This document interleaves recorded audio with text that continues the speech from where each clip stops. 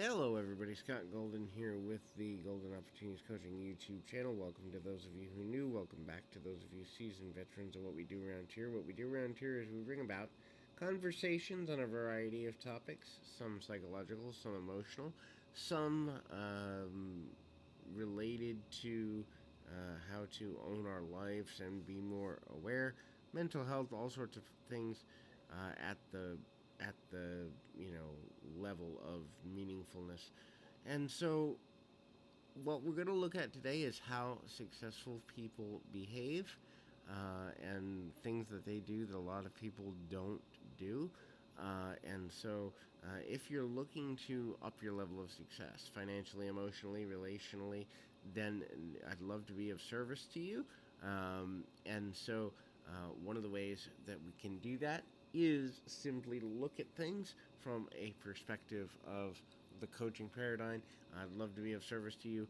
You can reach out to me at PO Perception on Twitter and or at the About Me section of this YouTube page is my website. From there, you can go and connect with me that way, and we can make things happen. So, what do successful people do that a lot of people don't do? First is time management. They understand the value of every moment. They understand that everyone has a level playing field when it comes to time, but not everyone chooses to level it when it comes to time usage. What that means at the end of the day is if you don't use your time well, if you're not regimented, maybe it's breaking it down into what I'm going to do with every hour that I'm awake. Maybe it's down to every quarter hour, every 15 minutes. Maybe it's segmenting things. In the morning, I always do emails. In the evening, I always spend time with my partner for this length of time. But using your time on purpose, having flexibility if an emergency comes up, but not deviating too much from your schedule unless there is an emergency or a direct reason. And before you deviate, unless it's a direct emergency, always thinking about and looking at how you're going to make up the time that you've altered your schedule is important. The next is thinking outside the box. Where are the trends in life going? What do people need? What is and are people's needs portfolio? What are the things that people aren't doing that they should be? What are the things that people are doing that's counterproductive? Thinking outside the box. Look to be different, look to be unique, but serve a need that everyone has.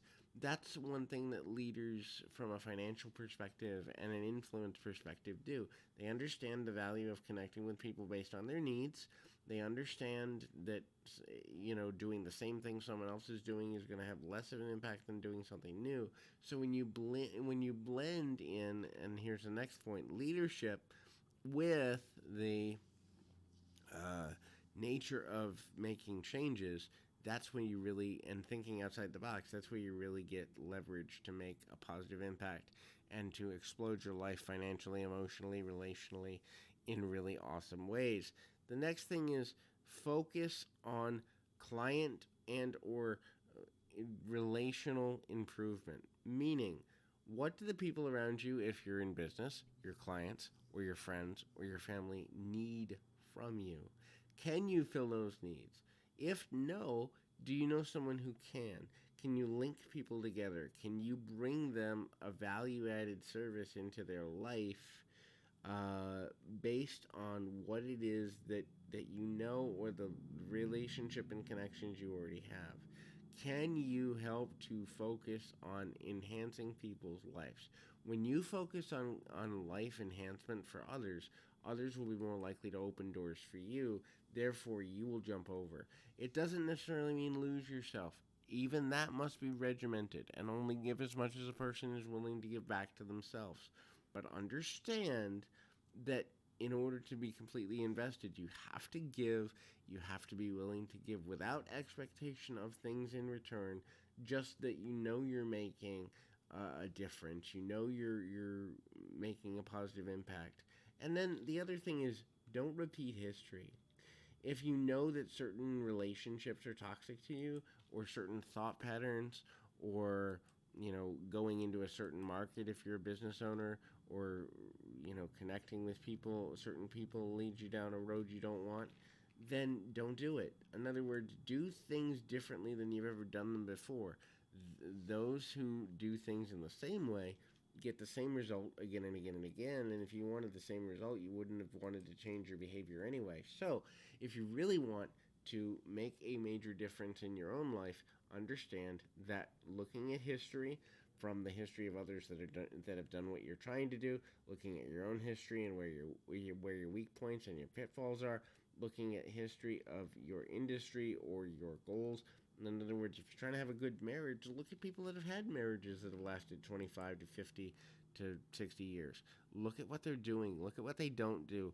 Kind of map out ways that you can behave and relate to the world around you that heighten your chances. Can you prevent every unforeseen circumstance? No, certainly not. Can you prevent more than you think? Almost definitely. And the more we're in a preventative mindset of the negative things that can happen in life, the more we own moments, the more we make differences, and the more we make positive changes. So hopefully this is helpful. I encourage you to keep your feet on the ground, your mind in the moment. Until next time, everybody.